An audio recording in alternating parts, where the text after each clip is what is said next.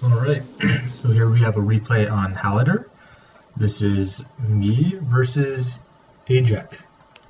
So I'm going to tell you up front that I lose this match in glorious fashion. Probably more glorious than the last one, and I don't put up quite such a good fight. So this replay, I'm not very good in this replay, and it's kind of bad. But, yeah, so this is just further proof that I'm not one of those guys that's only going to put up replays of how good he is. But if you notice, I did spawn my scavenger before he spawns whatever unit he's going to spawn, so that's good for me. Alright, now he's spawned. But the Dread Charger has a faster animation than the scavenger, so even though you clearly saw that I spawned first, I'm betting he's going to be able to grab this well before I grab this one. Assuming that's what he does. Oh, maybe not. Alright, I grab it a little bit first.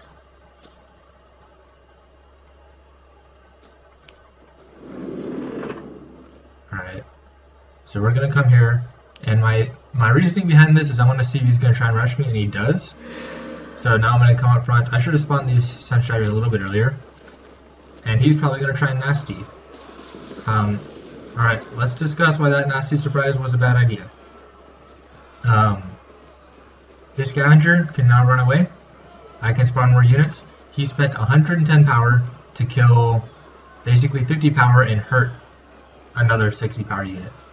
If this guy still dies, which he might, but if he still dies, he's then spent 110 power for 110 power, so it's still not really worth it. So this guy should run away, and he doesn't, so the nasty surprise was exactly equal. Nothing special. Now I've got thugs, which is good for this fight because he's gotten rid of his Dread Charger, which is another bad thing about nastying that Dread Charger, because unless Shadow has brought in Wrath Blades, which he probably won't, there's not really a way to counter this except for Dread Charger. So you don't usually want to get rid of your only Dread Charger unless it's going to be like game changing, or it's going to turn the tide of the match, and that clearly didn't. Don't trade 110 power for 110 power if you get rid of your Dread Charger. And these guys should be running away. So there's a technique called kiting, which is where you've got archers and melee units, and you're being attacked by a melee unit, and you run away with the unit that's being attacked by the melee unit while the archers pick him off. You can actually do it with two archers, and that's fun too, where maybe this guy attacks these archers, so these guys run away and more archers over here attack him, and then if the Dread Charger comes over here to attack these archers, then these archers attack him. That's called kiting. And I did not do that here. I should have done that with my thugs, but I guess I thought that the thugs would do a little bit of extra damage to kill him, which they didn't, so that was just a mistake on my part. Yeah, so these guys should run away. Nothing much is going to happen here. Let's look at the power levels. So I've got a lot more power than him. I've got thugs. So yeah, like I was saying earlier, if he doesn't have a Dread Charger here, these thugs are going to be pretty much unopposed. So he should just be running away. But he is sort of just giving me a lot of his units. So now I've got 200 power in my pool, he's got 177. So it's not super different, but I've got a lot more energy on the field than he does.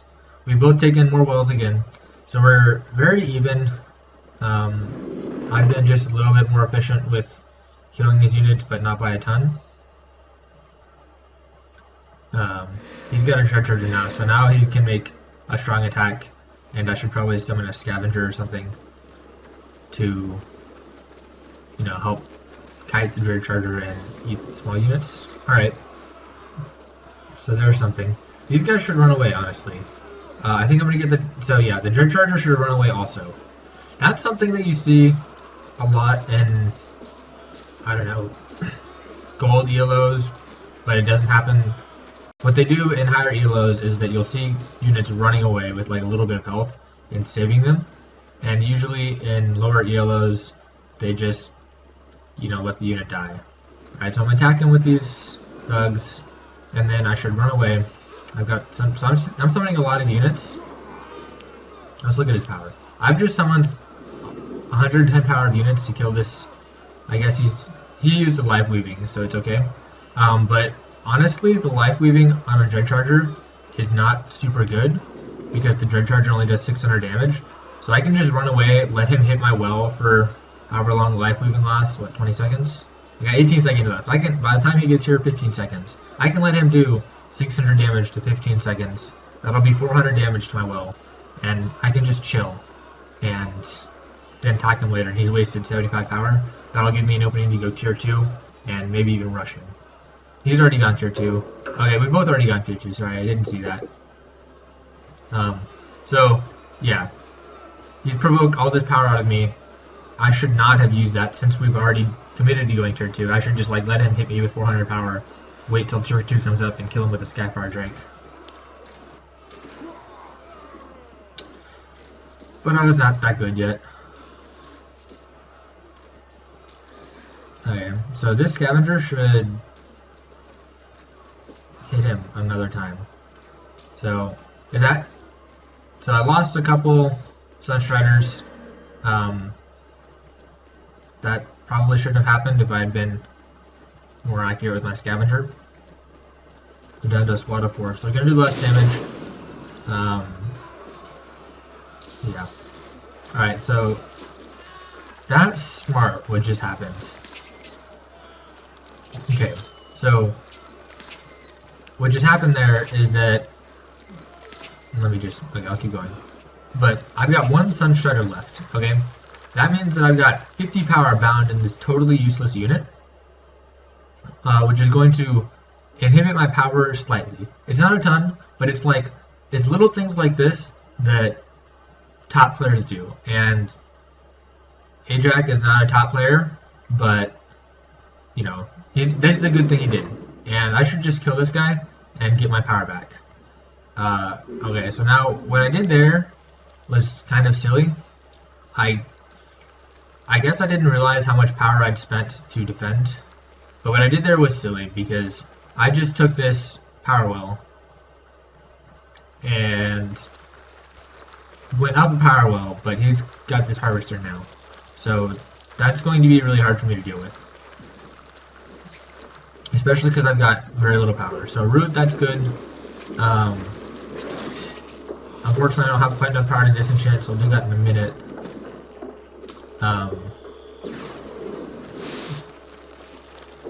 The Scytheman should stay away from him while he's rooted and attack him now, so he has to choose to attack them while the well is there.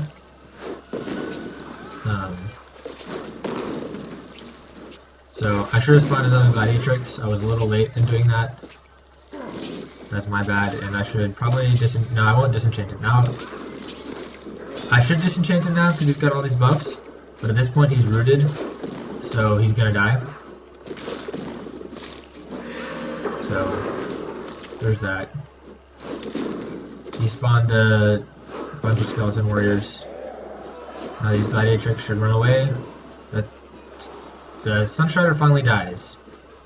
He shouldn't have killed that. If I was being stupid and not killing it, he should have just let that continue to bind 50 power. So, I said earlier that 50 power wasn't a big deal, but, okay. Let me talk about that for a second. I said earlier that 50 power wasn't a big deal, but it's actually, realize that if I'm binding 50 power, that's like losing a well. It's like losing half of a well. So, because a well is 100 power. If you lose a well, that's like 100 power that's not going into your void. If you're just keeping a 50 power unit alive that's doing nothing, that's the exact same thing as losing half of your well.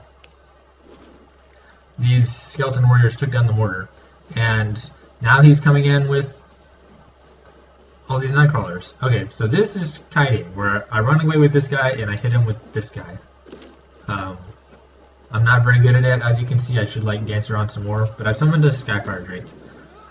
Okay, so notice earlier that I got one shot off with my Gladiatrix and then shot the Nightcrawler. That prevents him from doing a nasty surprise because a Nightcrawler needs to have exactly full health to nasty surprise and kill Skyfire Drake. So this guy's coming. What I should do also is that this Gladiatrix, it looks sort of like what I'm doing is I'm running away. That's bad because the Gladiatrix doesn't cost as much power as a Skyfire Drake. So instead what I should do is get one shot with the Nightcrawler and then run away. He might kill me, he might not, it's hard to tell. I think I can get away looking at it right now, but I realize I haven't played the game in 2 years. And I didn't think I could get away, obviously, when I played this. But that's what I should have done, is I should have attacked him, and maybe my Gladiatrix died, but if I get one shot off, that's going to prevent the Nightcrawler from nasty surprising. Which is what he does. So that's what he does, and he kills my Drake. Now you may be wondering, a nasty surprise, that's 110 power to kill a 100 power unit. The thing is that Drakes are very useful for me, especially in a pure shadow matchup. So the Skyfire Drakes, it's like worth it for him to do that, especially if he hits this well. So if he does that and he gets the well, or if he gets any other units with the nasty surprise, then he's gonna gain a little bit more power from that, because repairing this is probably gonna cost me more than 10 power. Okay, I've got this Gladiatrix that's just chilling there, healing up, and I've now gotten a Skyfire Drake. So the power efficient thing would be to oink him, or power efficient in the short term would be to oink him. There's two reasons why I'm not doing that, and they may not be right. But when I'm playing the game, the reason I'm not oinking him is because, one, I want that oink cooldown, because I've got 160 power. So what I can do immediately after this guy dies is I can come over here and attack on this front. At the same time, I've got a Gladiatrix, I've got 160 power. I could spawn a Burrower and another Skyfire Drake and attack on this front. So if I do that, I'm going to want to have my CC available. That's one reason why I'm not oinking this guy right now.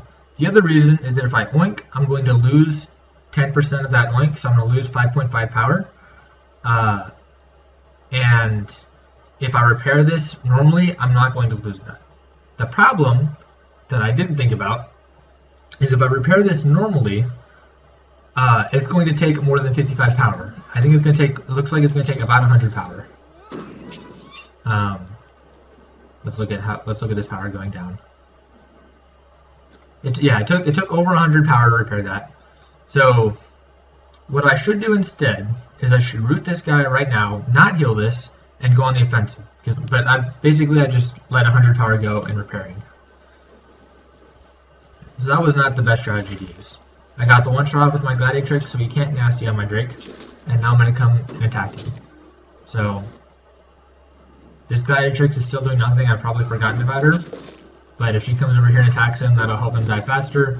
Even better if I actually go on the offensive. Alright, so now he realizes that I'm being stubborn and not CCing. So I had to CC there to prevent that Nightcrawler from nasty. I should have CC'd a little bit earlier and gotten the Gladiatrix out of the way, but I didn't. That stuff happens, especially when you're bad. Okay, he's got another Nightcrawler. He's going to try and do the same thing. This time I've got no Gladiatrix, so I'm going to have to position my Drake this way to hit him while he can't run into me and nasty. So yeah, see, if I come from the back, he can't nasty surprise into me. Now I'm just running away. I should go on the offensive. Right now I've got 300 power. I'm probably waiting for him to harvest her again, but alright, let's look at his power. Oh, I've also started an attack here. So here he T3'd a little bit earlier than me, and so instead of tier 3ing back, I should have just gone on the offensive. That would have won me the match right now, right there. But no, I'm just attacking with this. So I should get this well done. I should erupt this. Yeah. An eruption would have saved it, but I didn't. Okay. So we've noticed that this guy has Shadow, Frost Orb. Alright? And then he played a Kobold trick. Even though he doesn't get his Kobold trick until tier 3. So that means that for sure he has shield building, because shield building is just a much better version of kobold trick. So if you're taking kobold trick and shield building, you've obviously got the shield building. And then we have to ask ourselves, why are you bringing kobold trick on tier 3 if you've got shield building? And the answer you'll see soon. If you're a longtime player, you know exactly why somebody would bring kobold trick and shield building. And I obviously knew it at the time, but it didn't register in my mind that I should specifically try and combat the strategy that's about to go down.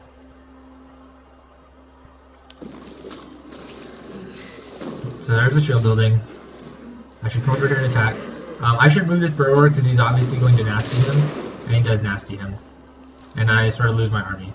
That was a good nasty on his part, good defense. And Giant Slayer is going to beat the Silverwind Lancer by a little bit, but I'm going to have to come back and heal before he's any useful. So I've launched another attack with a Giant Slayer and a Magma Hurler here. I think these are the only cards I've got in tier 3. I shouldn't be attacking right now. I should just get out of the aura, save my units, get out of the aura. And I shouldn't be attacking still, I should save my units. So like we're saying, that's a theme of... That's one of the themes that separates good players from great players, is that good players don't save their units. They're just like, oh, I'll get it back in the void. So this Giant Slayer should come in and attack. I spawned another Magma Hurler. I don't know why I'm doing that. And he's got a Church of Negation up. So, if you were unclear what I meant earlier when I said Kobold Trick in tier 3 means very obvious strategy, he's going to start church camping. This is literally my least favorite strategy in the game. It's super lame. But it especially upsets me because it's easy to, or not necessarily easy, but there's many ways around it, but I just played really poorly. Okay, so here I'm like, oh no, you just spawned this church that I didn't notice. I'm super upset. I'm just going to spawn all of my units and waste all my power and hope I'm going to break him down. I was not thinking clearly. He's got Kobold Trig and Shield building. This Church of Negation is not going to die. But I'm spamming all my units, hoping to overwhelm him. And yeah, you're just going to keep repairing it. And I've literally just wasted all of my power. So instead of that, what I should have done is spawned another attack here, because he's just used his nether warp. So as long as I avoid this nether warp, I'm going to get this well down. I'm going to get this orb down. Primarily I'm going to hit orbs, so that he can't continue to camp. If somebody spawns a Church of Negation, what you need to do is kill everything else as fast as possible to take away his camping options. Because probably what he's going to do is start spawning more Church of Negations. And Church of Negation is, there we go. Because he can just nether warp me to the churches. It's super annoying. There's ways around it, but it's still super annoying. I've got 200 power, I should be using it over here.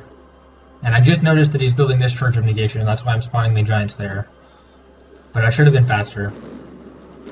There we got these guys that are going to try and suppression fire on the church. So there we go. He's nether warped my Giant Slayer. I've got a suppression, that's fine. Now I should really not attack this. Just I need to hit an orb. But I'm being stubborn and trying to attack this, and that's not going to work for me. So yeah, this is not good. He's got 2 churches up. He can just nether warp camp me all the day long. I've wasted a lot of power. I need to come over here and hit this or this, but I'm gonna have to go all the way around to do that. I don't know why I keep wasting my units. So he has to use the Silverwind Lancer to prevent the suppression. The suppression still got off. Dropping a wall is not going to make a huge difference at this point. I should charge this guy and kill him, but I forgot because he's attacked me here and I just forgot about that unit.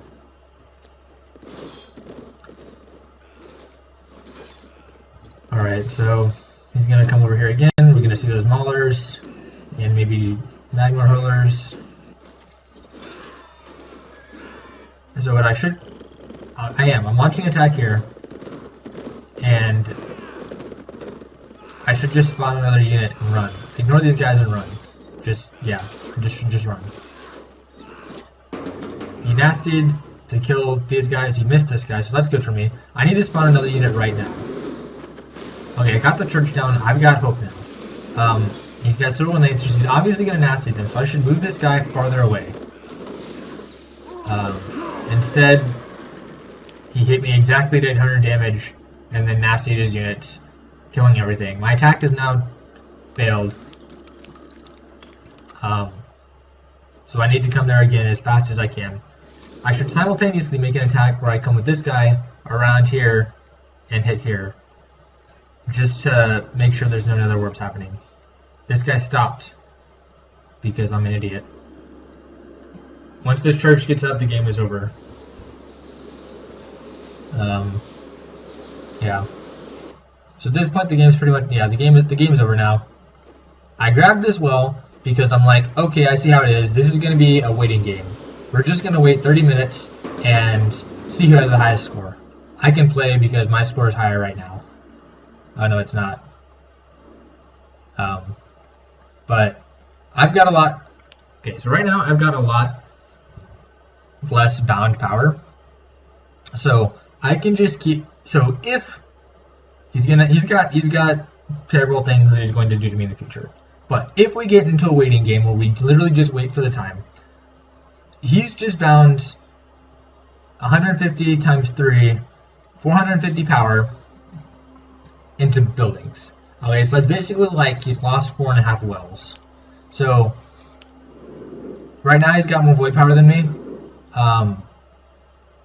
Because I've got more. Why does he have more void power than me?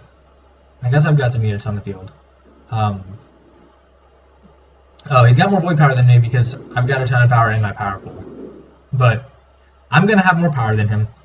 I can keep spawning units and killing them to keep my void power going, and then at sort of towards the end of the game, I'm gonna have a ton of power, and I'm gonna have spent a ton of power, while his power will be mostly locked up in the void. So if we just wait it out and I just spawn units and kill them, that's going to be the best way to get a high score for me. So that's sort of my strategy when I'm wasting units. I'm not just wasting all my units. I'm sort of, in the beginning I was. Now at this point wasting units is fine because I'm trying to get a higher score than him, because I think this is just going to be a waiting game. Alright, so there we go. I'm spamming more units, hoping to kill the Church of Negation. And yeah, he's just going to kill all of my units. Not good. Mauler waiting here, preventing an Ashbone. This Ashbone's just sitting here. Here comes another Mauler. And we see an Amite Monument. That's no good. Things are about to get not fun. He's probably laughing right now. He's probably just chuckling to himself. But at this point, he set up camp. There's not a ton I can do about it, especially because of nether warps. I need to be splitting up on multiple fronts to prevent the nether warp, and I'm not doing that. But yeah, there are ways around this, so don't think I'm just calling this strategy like super OP, because it's really not. But I was not very good at this time, and I didn't have quite a good idea how to combat this. So I won this guy because he had life moving on, and I'm upset now. Yeah, so this game is about to not be fun. Here we come. Everything's getting disintegrated. Spawning more units. There's the Amite Monument, so I think we all know what building's coming up next. If you're going tier 4 in a PvP match. And you've got 2 Frost Orbs. He's gonna come over here to pressure me. See, like right now I've got 1,000 power in the void, and he's got like 700. There we go. World Breaker Gun! That's... yeah. Okay, I've just spawned a massive wreckers. One, that should be a clue about the fact that I wasn't very good, because I still had wreckers in my deck at this time. But also, yeah, the idea was that I'm just gonna kill this guy by overwhelming him and making him disintegrate to death. That's just not gonna happen, because Nether Warp is gonna make me kill everything. The key to beating this sort of campy strategy is good micro, and that's another thing that has been lacking in this game. You've seen hints of a good micro technique from me, but they've not been very good. Alright, so yeah, let's just put this game on speed so you can watch the rest of my humiliation. And it won't last quite so long. Worldbreaker Gun's about to explode everything. I've wasted all my units. I'm still trying. I'm upset because I lost this match in this way. Like, losing this match would have been a little upsetting, but especially in this way, the way I lost this match was very frustrating. He Nether Warped me literally just because he could. And here comes the Worldbreaker Gun. Everything is going to explode. Yeah. Yep. Everything dies. He's built another one because he can. I've launched an attack here that is just gonna fail. And now he's coming to attack me here. I'm putting up my defense. I think mostly just because I'm angry. I should quit. Like, there's no reason why I should not quit at this point. This match is very over. I'm tier 1 against tier 4. But I'm gonna waste this guy's time. Unfortunately, that means I'm wasting you guys' time. But I don't know. Hopefully you guys are enjoying watching me, you know, play badly and get styled on. Because if you guys don't enjoy it, I certainly don't. I mean, okay, I do a little bit. It's fun a little bit to look back and be like, I was really bad. I'm glad I got better after this. But, yeah, so this well's still alive. So I'm going to make him wait another minute. After he blows all this up. There he comes to attack me.